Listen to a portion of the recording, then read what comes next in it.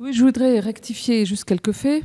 D'abord, c'est les partenaires sociaux en 2008 qui ont créé l'offre raisonnable d'emploi, qu'un principe de régulation.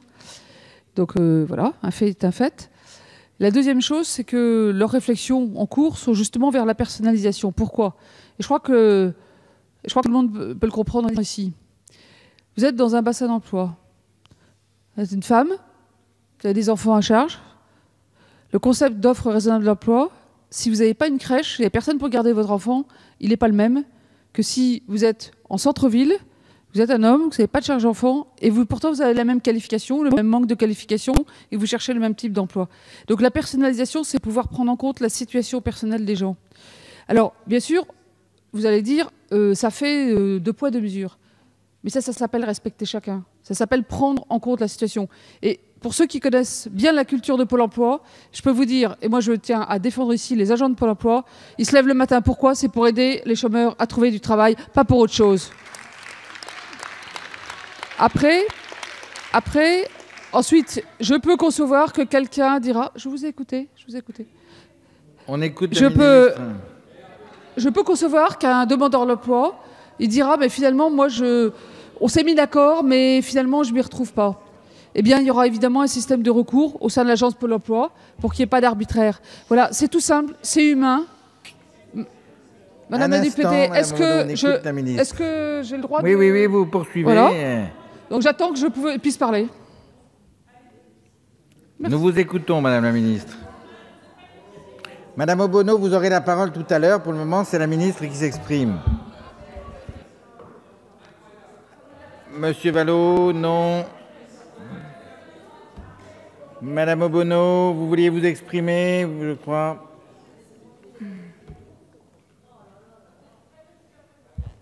Merci, Monsieur le Président. Oui, je voulais répondre à ce que vous disiez, Madame...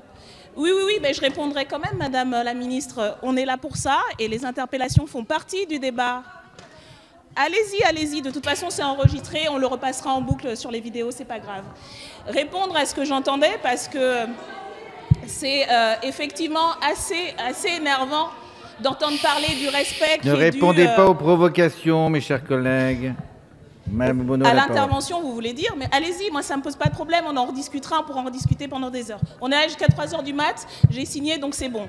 Donc oui, le respect dû aux conseillers Pôle emploi qui sont en burn-out, qui demandent des postes, encore des postes, et à qui on répond, non seulement vous n'aurez pas de poste, mais vous aurez encore plus de dossiers. La personnalisation, Madame la Ministre, ça veut dire qu'on a un conseiller ou une conseillère qui a le temps, qui a les moyens de suivre un ou une chômeuse, qui peut prendre le temps parce qu'ils ne sont pas dans une pression du chiffre, ils ne sont pas dans une pression de la radiation. Et si vous étiez si attentifs au dialogue social, vous entendriez ce que disent les syndicalistes, vous entendriez ce que disent les représentants des salariés, parce que c'est ce qu'ils disent. Et si vous étiez de bonne foi, chers collègues, vous le sauriez aussi, parce que vous savez, dans vos circonscriptions, dans les pôles emploi, quelle est la souffrance des conseillers Pôle emploi aujourd'hui, quelle est la souffrance des chômeurs et des chômeuses, pas parce qu'on met une offre soi-disant raisonnable d'emploi personnalisée pour chaque conseiller, mais parce que, y compris, ça crée des tensions. Parce que les conseillers sont sous une pression telle qu'ils sont obligés de radier de plus en plus de gens. C'est ça qu'on leur dit. Et vous le savez très bien. Donc arrêtez de me parler du respect parce que vous n'en avez aucun, ni pour les chômeurs, ni pour les conseillers et les conseillères. Cet amendement de suppression qui est pour son adoption, contre, il rejette le 912, Madame Obono. 1912. Oui, 1912. C'est bien celui-là. Alors oui, merci Monsieur le Président. C'est un article pour faire en sorte qu'il y ait une visite à la médecine du travail pour les demandeurs et demandeuses d'emploi. Dans un avis de 2016, le Conseil économique, social et environnemental rappelait que la perte d'emploi était un choc psychologique suffisamment grave pour avoir des effets néfastes sur la santé des privés d'emploi. La perte d'emploi est, selon le CESE, un traumatisme pouvant conduire à un état de stress post-traumatique et à l'augmentation notamment des maladies cardiovasculaires importantes. Rappelons aussi que chaque année, 40 000 personnes meurent de causes directes et indirectes du chômage. Et du coup, cet amendement entend répondre de manière préventive à ces situations extrêmement graves en permettant à toutes les personnes privées d'emploi d'accéder de droit à une visite et à un suivi auprès de la médecine du travail. Médecine du travail qui, de notre point de vue, devrait être renforcée avec plus de recrutement, mais en l'état actuel, il faudrait déjà faire en sorte que les demandeurs et demandeuses d'emploi puissent y avoir accès de droit. Il s'agit de notre point de vue d'une question de santé publique d'abord et de reconnaissance sociale des demandeurs et demandeuses d'emploi ensuite. L'accès à la médecine du travail est un moyen d'assurer de notre point de vue l'intégration sociale des personnes privées d'emploi et ou leur maintien justement dans ces liens de sociabilité qui sont parfois, y compris un des rares filets qui leur restent. Et dans la dynamique que vous voulez relancer pour les personnes privées d'emploi, il nous semble que cet amendement devrait pouvoir rencontrer votre assentiment. Merci Monsieur le Président. Donc c'est un article un amendement de suppression de l'article, puisque par l'ajout d'une section au chapitre 2 du titre 6 du livre 2 de la première partie du Code du travail, vous permettez de faciliter, voire d'encourager le travail détaché sur le territoire français. En 2017, on comptait 500 000 travailleurs et travailleuses détachés. Cela correspond à une hausse de 46% par rapport au chiffre de 2016. Avec l'ajout de cette nouvelle section dans le Code du travail, l'emploi de ces travailleurs et travailleuses sera facilité dans les entreprises. L'augmentation de cette hausse sera donc confortée ces prochaines années. En effet, le recours à des travailleurs et travailleuses à moindre coût sera utilisé de manière exponentielle par les entreprises, celles-ci n'ayant plus à charge, grâce à ce statut spécial, les cotisations sociales. La situation dans laquelle vont se retrouver les chauffeurs routiers, par exemple, à cause du travail détaché, est le parfait exemple justement de ce dumping social mis en place par votre gouvernement. Cette concurrence déloyale se fait au détriment des salariés, mais encore au profit des patrons qui engagent des travailleurs et travailleuses de pays européens sans payer les cotisations. Il en va de même pour les 37 000 travailleurs et travailleuses détachés françaises qui signent leur contrat en France. Cet ajout n'a pour unique but que d'alléger le prix du travail par le patronat français, qui se débarrasse ainsi des cotisations sociales des travailleurs détachés. Nous demandons donc la suppression pure et simple de cet article. Merci. Sur cet amendement de suppression, avis défavorable. Avis défavorable. Gouvernement a la parole, Madame la Ministre. Évidemment, avis défavorable, mais avant qu'on on commence à examiner les quelques articles concernant le travail détaché, je voulais dire, pour éclairer tout le monde, ça n'est pas la transposition de la directive détachée qui a été approuvée il y a quelques jours par la dimension européenne. Donc là, on est en train de traiter certains aspects, mais ce n'est pas la réforme d'ensemble que, grâce au travail de la France, de l'Europe, nous pourrons faire dans le cadre de la transposition, et qui soit une vraie avancée sociale et en même temps une meilleure protection de la concurrence. Mais ceci dit, il y a quelques sujets que nous voulons traiter. Le premier, c'est qu'une simplification administrative. On est le seul pays européen à faire des choses aussi baroques que pour des déplacements d'une journée. Par exemple, pour un match de foot, c'est d'actualité. Et merci à ceux qui manquent le foot pour être ici. Eh bien, pour une journée, quand on vient jouer un match en France, il faut faire une déclaration comme détaché. Et l'inspection du travail peut aller vérifier que vous avez fait la déclaration. Sinon, on peut annuler le match. Bon, et c'est pareil pour un concert. C'est pareil pour une blanchisserie qui irait livrer en France pendant une journée, qui ferait un... Voilà. On est le seul pays européen. On a les chats. Ça, c'est un enjeu qui n'est pas important pour nous en apparence, mais qui contribue à créer des relations difficiles dans le travail détaché entre les pays.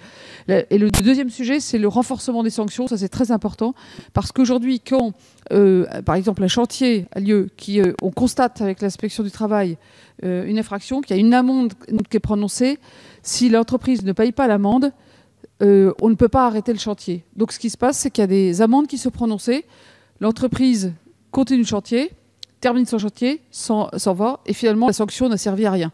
Donc, ce qu'on va faire, c'est donner l'autorisation au préfet d'arrêter les chantiers lorsqu'il y a une fraude. Merci. Donc, défavorable. Madame Bonneau a la parole. Merci, Monsieur le Président. Nous parlons donc bien de l'article 50, et effectivement, il ne s'agit pas de la transposition de la directive rectifiée, donc nous avions bien compris. Mais là, l'article 50 permet de nouvelles dérogations c'est bien de ça qu'il s'agit. Nous ne nous sommes donc pas trompés pour l'encadrement du travail détaché. Donc, vous permettez, vous faites en sorte de faciliter ce travail détaché, et c'est bien ce sur quoi nous discutons. Nous avons un amendement par la suite qui répond à la question du travail détaché en général, mais là, ce sont de nouvelles dérogations sur article 50, et il ne s'agit absolument pas de tout ce que vous avez présenté à l'instant, Madame la Ministre. Merci. Donc, je mets aux voix ces amendements de suppression de l'article. Défavorable, commission et gouvernement. Qui est pour, contre, rejeté. Monsieur le Président.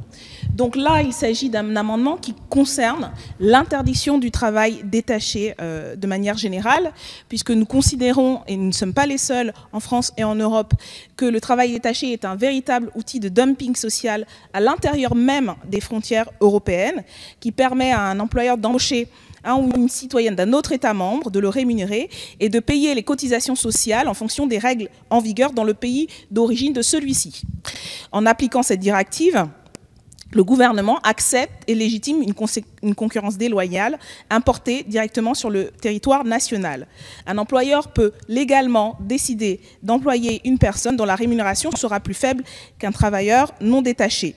516 000 personnes ont été comptabilisées sur le territoire national en 2017 et comme je l'ai dit tout à l'heure, on constate une hausse importante sur un an. Et les négociations entamées par Emmanuel Macron n'y changeront rien. Les discussions qu'il a présentées, que Madame la Ministre vient de représenter comme un succès, sont en fait un échec cinglant, puisque d'une part, la durée limite d'un contrat de travail détaché a été ramenée à 12 mois. Grande victoire. En fait, non, parce que la moyenne de ces contrats sur le sol national n'est que de 42 jours. Donc, à la fois, à nouveau, un effet de manche. Surtout, et ça c'est le point crucial sur lequel Madame la Ministre en commission ou le gouvernement n'a jamais été en capacité de nous répondre sur ce fait que la rémunération du travailleur ou de la travailleuse dépend toujours de son pays d'origine. Elle évolue en fonction des minima sociaux, du taux de cotisation sociale patronale et de l'assiette de calcul du pays d'origine. C'est-à-dire que le gouvernement accepte que des entreprises françaises décident d'appliquer en France le droit social d'autres pays européens moins bien pourvus pour la protection de leurs salariés, en Bulgarie, en Roumanie, en Lituanie, pays dans lesquels les cotisations sociales patronales sont parmi les plus faibles, mais où l'indice de développement humain est le moins fort et le taux de pauvreté le plus élevé. De plus, avec l'article 50 que vous venez d'adopter, vous facilitez ce recours avec des dérogations. C'est bien de ça qu'il s'agit, nous avons bien lu.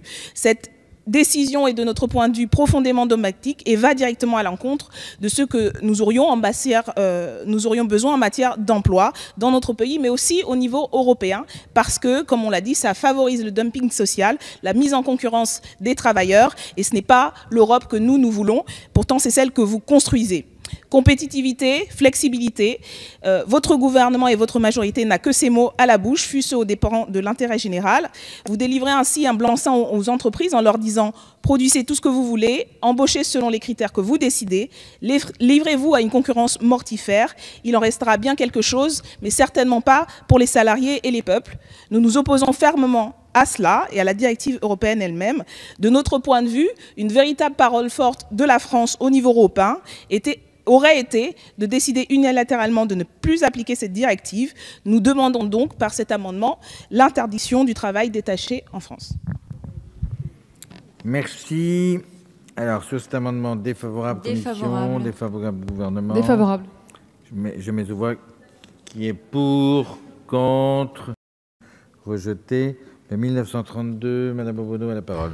Oui, merci Monsieur le Président. Donc c'est un amendement de repli qui donnera peut-être l'occasion à la ministre, au rapporteur d'expliquer pourquoi il serait contre le fait de supprimer le différentiel de cotisation patronale pour neutraliser le dumping social. Comme je l'ai déjà expliqué, avec le travail détaché, les travailleurs et les travailleuses sont doublement perdantes. Ils et elles font l'objet d'une mise en concurrence du prix de location de leur force de travail d'une part, et d'autre part, perdent le bénéfice des cotisations sociales qui participent à la solidarité nationale. Cet amendement vise donc à lutter contre l'une des conséquences les plus problématiques de la réglementation actuelle du travail détaché et qui va se maintenir malgré les pseudo-négociations que vous avez présentées comme des réussites. Le fait qu'un employeur puissent envoyer ces salariés travailler dans un autre pays de l'Union européenne tout en ne respectant pas la totalité du droit social de ce pays d'accueil.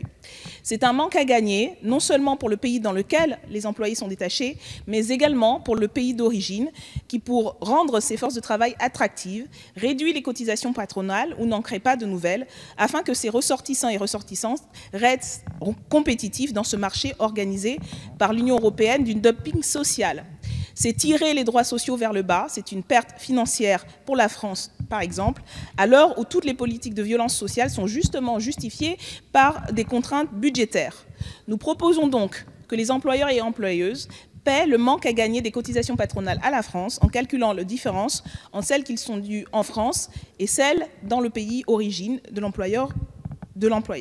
C'est une mesure qui, de notre point de vue, favorise la solidarité européenne, puisque vous prétendez vouloir développer cette solidarité, un projet européen au service des peuples. Je ne doute pas que vous serez d'accord, au moins avec ce point-là de repli, qui permettrait justement de tirer vers le haut l'Europe sociale que tant de personnes attendent de nos voeux.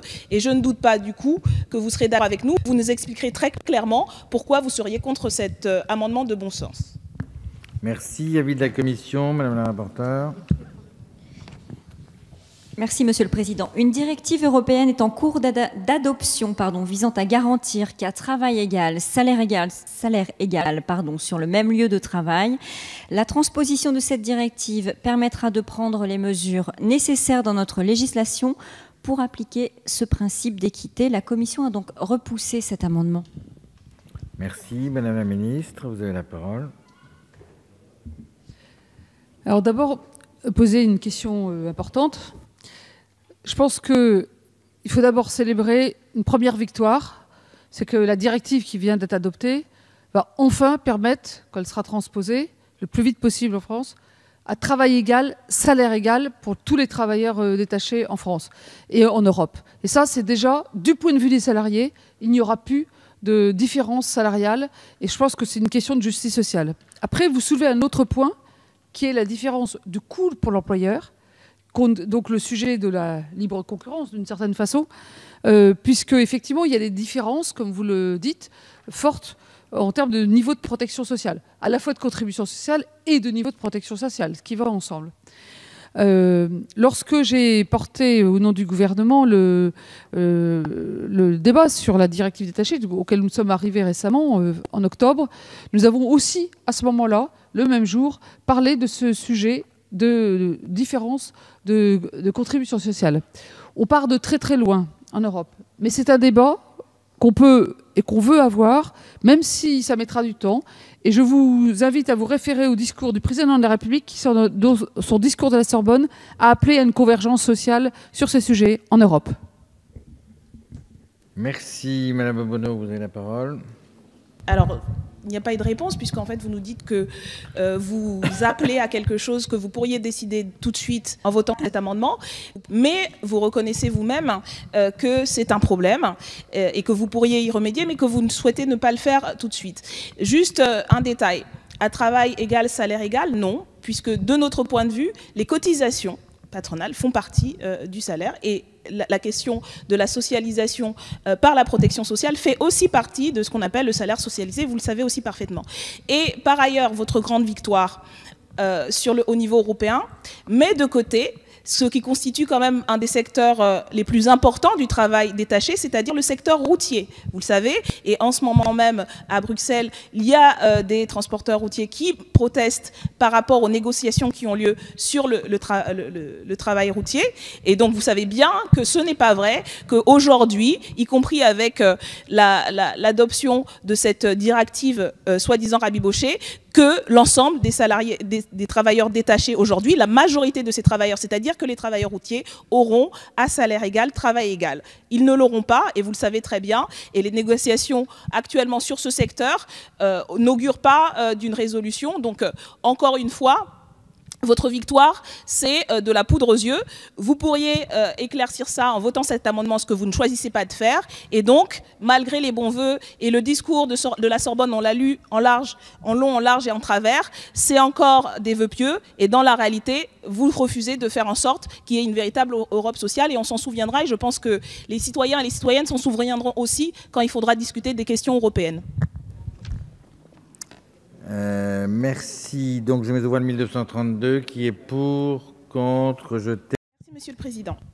Alors, cet article introduit l'obligation pour les entreprises de mettre en place un indicateur chiffré de mesure de l'égalité professionnelle dans les entreprises de plus de 50 salariés. Nous soutenons cette disposition et sommes donc favorables à cet article. Nous soutiendrons l'article, mais estimons qu'une fois de plus, le gouvernement reste au milieu du gué. Cet amendement vise donc à étendre l'obligation de mise à disposition d'un indicateur chiffré et anonymisé, mesurant les écarts de rémunération entre les femmes et les hommes aux entreprises d'au moins 11 salariés. En effet, les entreprises de moins de 50 salariés constituent une part importante de l'emploi en France et sont donc concernées au premier plan par les inégalités professionnelles. En outre, ces entreprises sont aussi dotées de moyens plus faibles en termes de représentation du personnel, avec un comité social et économique qui dispose de moins de moyens pour veiller notamment à la lutte contre les inégalités basées sur l'appartenance de genre. Pour que ce projet de loi présente une réelle efficacité en termes de promotion de l'égalité professionnelle, il nous semble nécessaire de faire entrer les entreprises dont l'effectif se situe entre 11 et 50 salariés dans le champ de cette obligation. Une telle mesure est tout à fait possible pour une petite entreprise dans la mesure où nombre de logiciels permettent aujourd'hui aux gestionnaires des ressources humaines de la mettre en œuvre à moindre coût. C'est une dimension, y compris que votre gouvernement et votre majorité met énormément en avant. On aurait les moyens aujourd'hui de la mettre aussi au service de l'égalité femmes-hommes au niveau professionnel. Voilà pourquoi nous proposons cet amendement pour réduire le seuil à 11 salariés et étendre donc les travaux de ces indicateurs à un plus grand nombre d'entreprises et de femmes travaillant dans ces entreprises. Avis de la commission, madame la rapporteure. Défavorable, madame la ministre également. Je mets aux voix l'amendement. Qui est pour?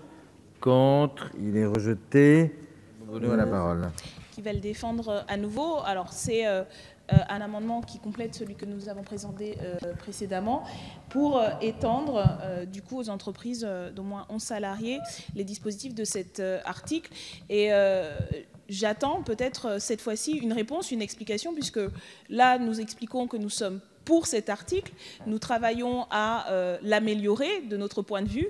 Et s'il y a une raison, à part le fait que c'est la France insoumise, véritable pour s'opposer à cet article, pour des raisons techniques, parce que c'est impossible à organiser, ou vous pensez que c'est par petits pas qu'il faut arriver, donc on commence à 50, au moins que ou la rapporteure ou Madame la ministre puisse nous l'expliquer tout de même.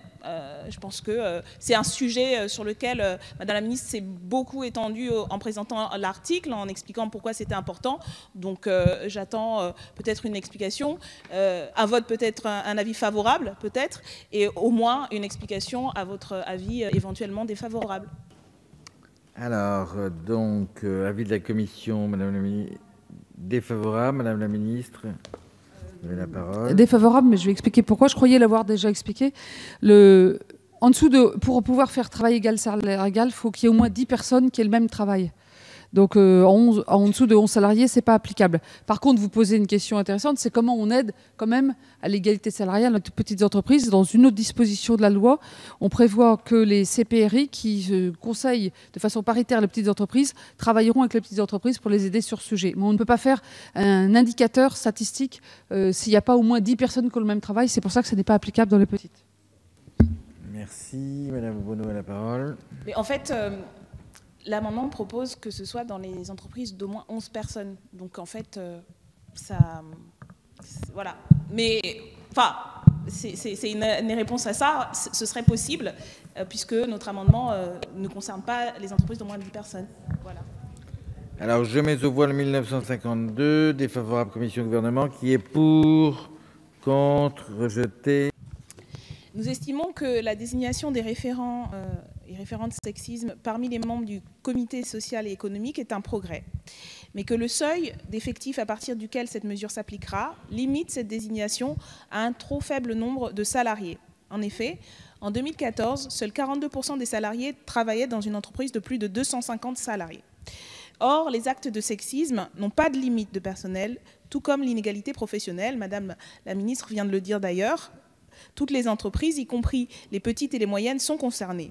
Selon la dernière enquête du Conseil supérieur de l'égalité professionnelle, 80% des femmes salariées considèrent être régulièrement confrontées à des attitudes ou à des décisions sexistes au travail. Ces faits massifs se dérouleront sur tous les lieux de travail, quelle que soit la taille de l'entreprise. Nous ne comprenons donc pas pourquoi les salariés des PME devraient être moins protégés que les salariés des grandes ou entreprises intermédiaires. Cette rupture d'égalité entre salariés face à la protection contre le sexisme réduit de notre point de vue, et c'est fort malheureux, l'impact de la mesure, mais a aussi des conséquences sur l'égalité entre territoires. Ainsi, l'île de la Réunion, par exemple, ne compte que 18 entreprises de plus de 250 salariés et se trouve ainsi quasiment exclue d'une telle mesure d'égalité. Pour cet amendement de substitution, nous souhaitons donc étendre la lutte contre le sexisme aux entreprises de plus de 50 salariés. Merci. Défavorable commission. Madame la ministre, vous avez la parole. Alors, tout d'abord, je comprends l'intention. Tout d'abord, il est clair que l'obligation de l'employeur, c'est l'obligation de santé, de sécurité de l'employeur inclut le fait de s'assurer qu'il n'y a aucun harcèlement d'aucune sorte dans l'entreprise. Mais l'idée du référent, c'est aller au-delà, c'est pouvoir avoir quelqu'un qui vraiment peut être un recours lorsqu'il y a une question. Alors, ce qu'on a prévu dans les discussions et de la concertation, pourquoi on a dit 250 du côté de l'entreprise? C'est parce que c'est à peu près la taille où il y a des services RH.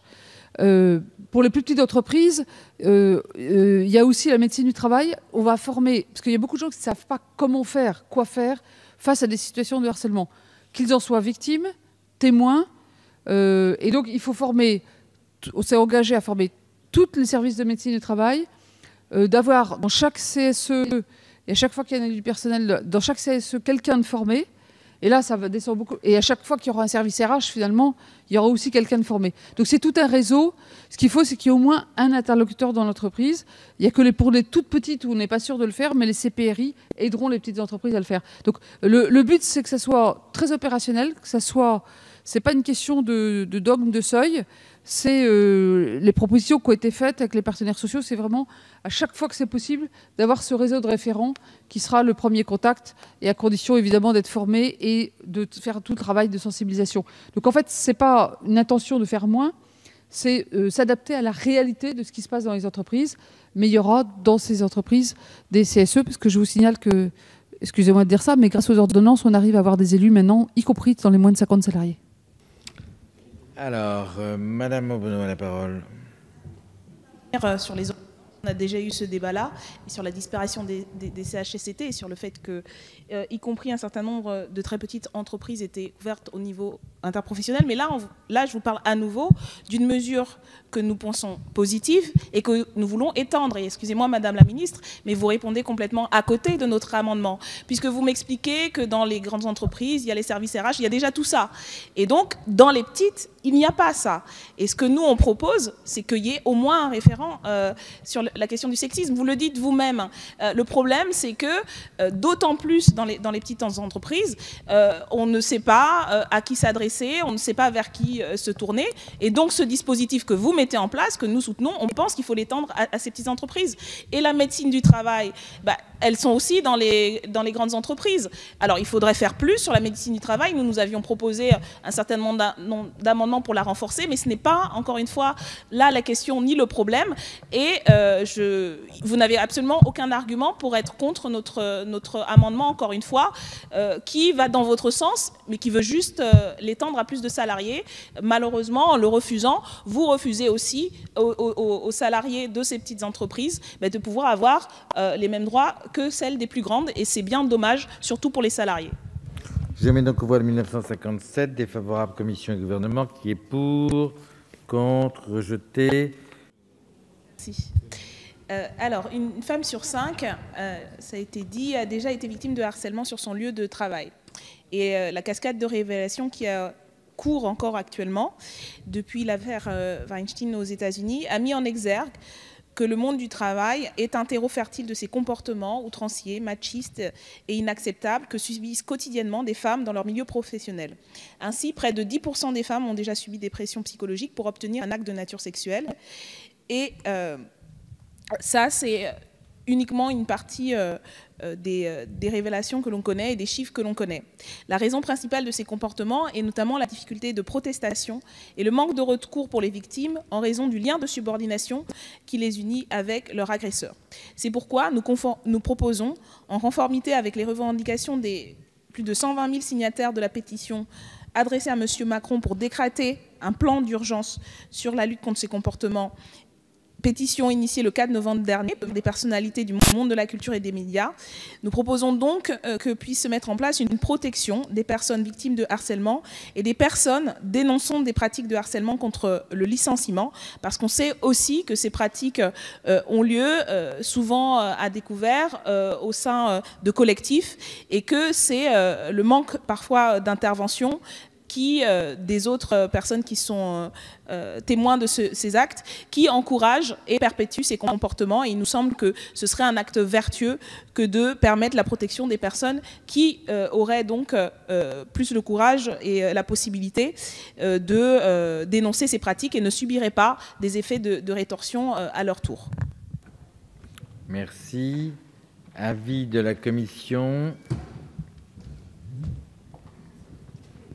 Merci, Monsieur le Président. Alors, je ne considère pas que le statut de salarié protégé construit pour les représentants du personnel dans des conditions bien spécifiques puisse être étendu à toute personne qui subirait ou constaterait des actes de harcèlement.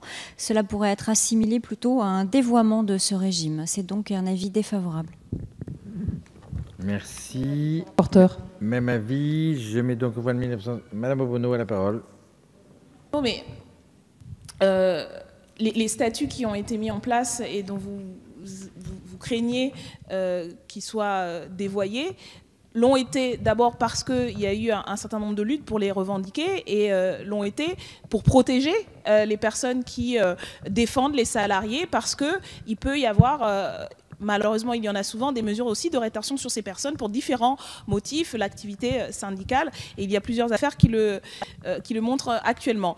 Et là, il ne s'agit non pas de dévoyer, au contraire, il s'agit d'étendre le fait que des personnes qui sont témoins d'actes répréhensibles, d'actes y compris qui sont sanctionnables par la loi, puissent être protégés d'un statut similaire. Donc il ne semble pas que ça amoindrit les cadres de protection.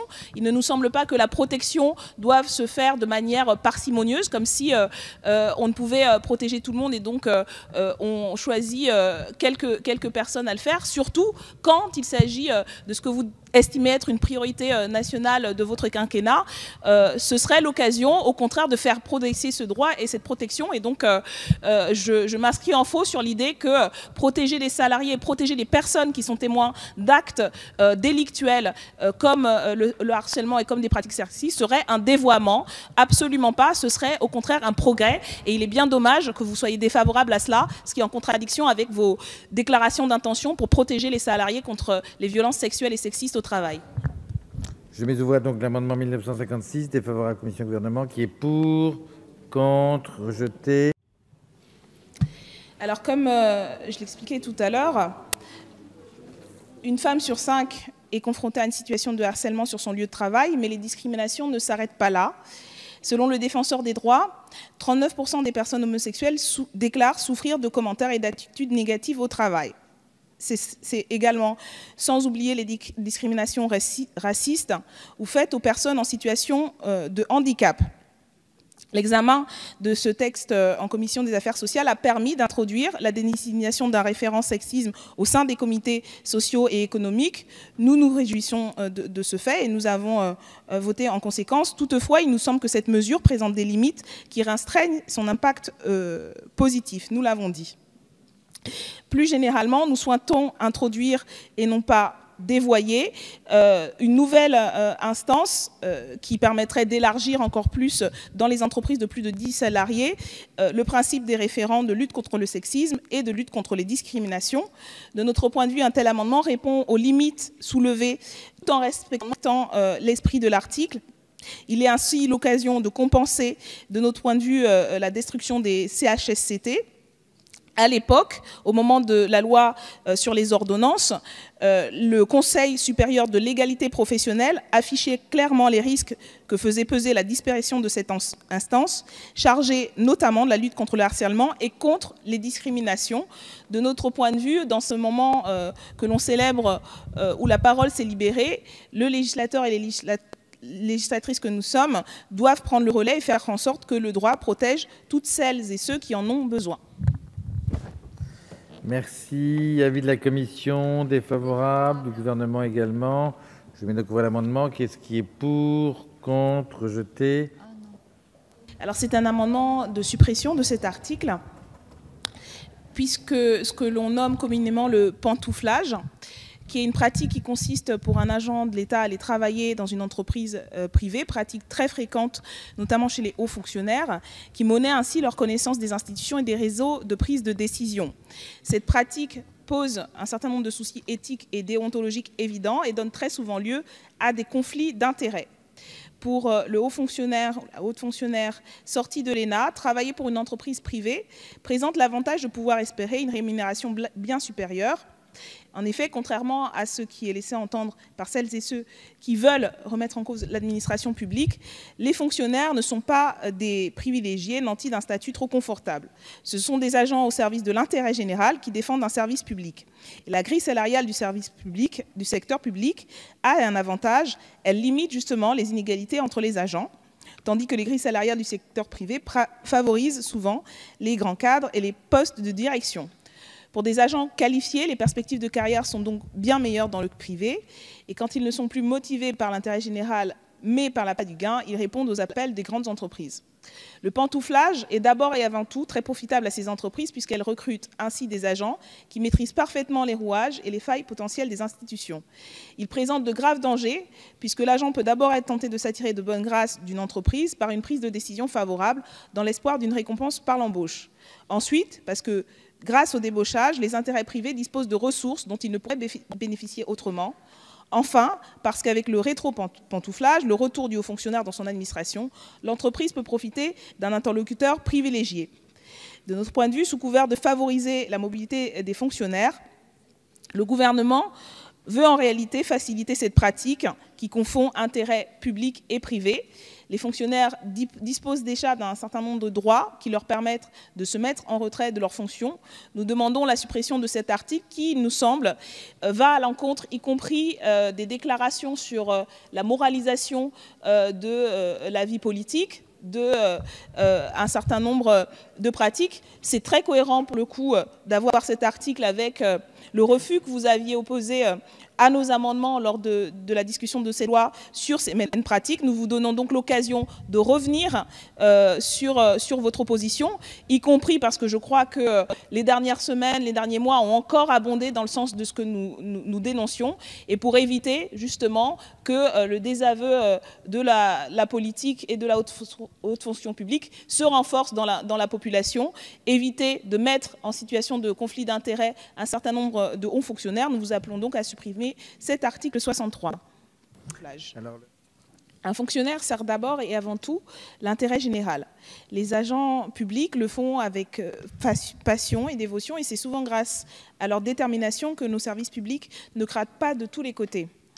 1 millier de hauts fonctionnaires d'État quittent chaque année le secteur public pour travailler dans le secteur privé. Ils cèdent ainsi aux sirènes des intérêts privés au détriment de l'intérêt général. Ces passerelles sont régulières, récurrentes et peu transparentes. Une commission de déontologie a certes été mise en place pour éviter les conflits d'intérêts, mais son activité est très marginale. Cette commission ne rend en moyenne que 2% d'avis défavorables au pantouflage. L'embauche, par exemple, de Pierre Mariani, directeur de cabinet de Sarkozy à Bercy, par BNP Paribas et Dexia, ça ne semblait pas poser de problème. Celui de Julien Pouget, conseiller économique de François Hollande par Total, non plus. Celle d'Emmanuel Macron, inspecteur des finances et membre de la commission Attali par Rothschild, toujours pas. Et ces cas qui nous alertent pourtant sont quelques-uns parmi un grand nombre. Si 50% des avis sont soumis à conditions, celles-ci ne sont que très rarement respectées.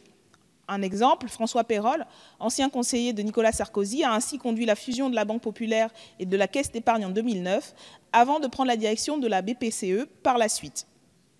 Le pantouflage est favorisé au sein même des instances gouvernementales. Le bureau MS3P à Bercy recense ainsi les offres d'emploi venues du privé, souvent d'entreprises du secteur financier, et les destine au cadre du ministère. Ainsi, le sociologue François Denord dénonce que 75% des inspecteurs des finances vont pantoufler au cours de leur carrière.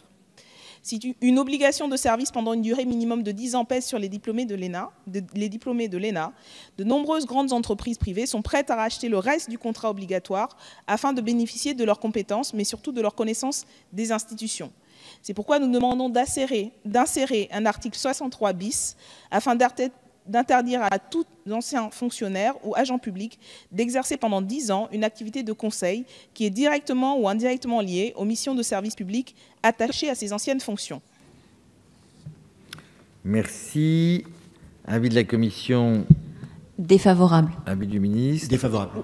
Je mets donc voilà l'amendement qui est pour, contre, rejeté. Merci, Monsieur le Président.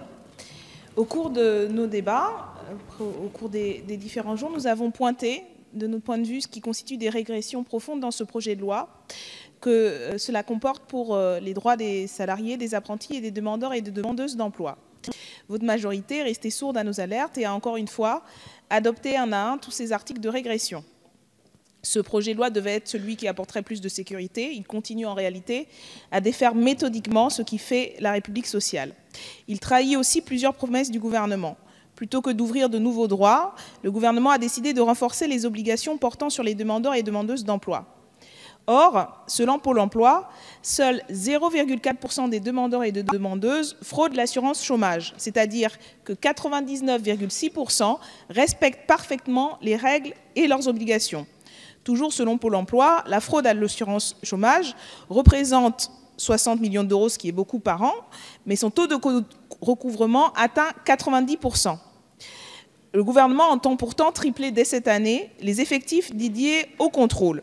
Cette réorganisation se ferait à effectifs constants et donc au détriment des missions d'accompagnement. Voilà donc pour le respect que vous accordez aux agents de Pôle emploi. Avec cette loi, les personnels ne seraient désormais plus des conseillers, mais assureraient tout simplement une mission de police de l'indemnisation. Des marges de manœuvre pourtant importantes existent.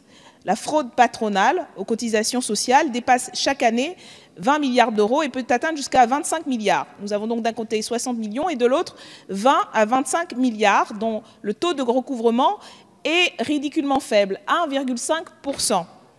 Un effort accru de contrôle et de sanction des patrons délinquants et délinquantes qui fraudent délibérément permettrait de combler le fameux trou de la sécurité sociale intégralement et en une seule année. La lutte contre cette fraude sociale patronale permettrait même de dégager une marge de 6 milliards d'euros par an. En février dernier, la Cour des comptes, qui pointait le laxisme des pouvoirs publics sur la fraude aux cotisations patronales, cette alerte devait vous avoir intéressé et c'est une manière d'y répondre que nous proposons cet amendement. Bien que les demandeurs d'emploi soient en réalité dans notre système d'assurance les moins fraudeurs, c'est sur eux que pose et que votre gouvernement et votre majorité souhaitent faire l'essentiel des contrôles, alors que celles et ceux qui, malheureusement, au niveau des patrons, fraudent de manière vertigineuse, ne sont pas contrôlés comme ils devraient l'être. C'est pour répondre à ce manque et à cet oubli que nous proposons un amendement pour faire en sorte que nous retrouvions les marges de manœuvre que vous cherchez tant sur ceux qui n'en ont pas et que vous voulez à nouveau pressurer. Mais là, nous avons une opportunité de combler un certain nombre de milliards pour la sécurité sociale, pour l'assurance, d'indiquer qu'il y a un cercle vertueux, y compris par rapport aux organisations patronales.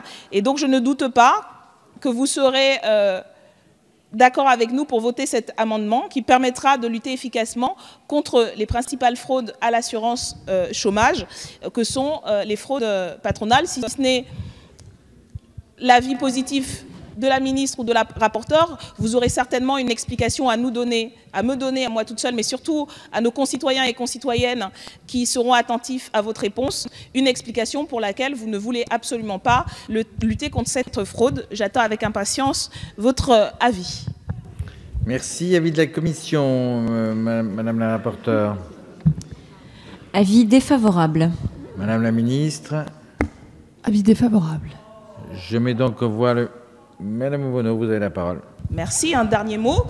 Donc merci, Madame la ministre et Madame la rapporteure. Vous venez de confirmer ce que nous disons et que vous aviez l'occasion d'ailleurs d'infirmer sur le fait qu'en fait, votre politique sert à stigmatiser celles et ceux qui pourtant sont les plus vertueux dans ce système et sert en fait à laisser passer ce qui constitue la véritable fraude sociale, celle des patrons, qui constitue un énorme manque à gagner pour l'ensemble de notre système. Merci encore d'avoir confirmé ce que nous disons et d'avoir montré à quel service votre majorité est, et pas celle de l'intérêt général ni des salariés ni des chômeurs, celle, encore une fois, des patrons délinquants. Je pense que l'explication qui n'en est pas une que vous avez choisi de ne pas donner est faite et on ne manquera pas de la diffuser autour de nous. Et je pense que les citoyens et les citoyennes ne manqueront pas de s'y référer à nouveau quand ils vous entendront, vous et votre majorité, pointer du doigt les chômeurs et les chômeuses. Je mets donc aux voix le 1917, avis défavorable à la commission et au gouvernement qui est pour, contre, rejeté.